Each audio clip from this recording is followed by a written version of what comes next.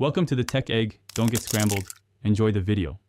In this video, I will show how to replace the fuel filter on a Honda Click 125i full guide. Gather tools and a replacement filter before you start. First, park on level ground and disconnect the battery to reduce spark risk. Remove the seat and side panels carefully, keeping screws organized.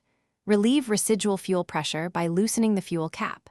Lay down rags to catch spills, and keep a small container handy for drained fuel. With everything prepped, start by clamping the fuel line to minimize flow. Use pliers to loosen the retaining clips and pull the old filter straight off the line, keeping your container under the joint.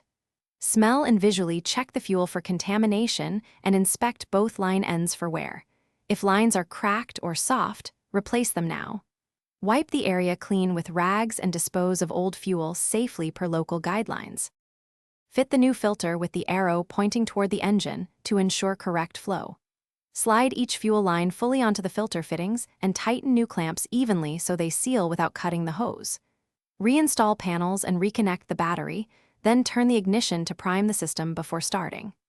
Run the engine and inspect for leaks. If nothing leaks, take a short test ride and recheck clamp tightness afterwards to confirm a secure. Thanks for watching. Consider subscribing if I helped unscramble your problems.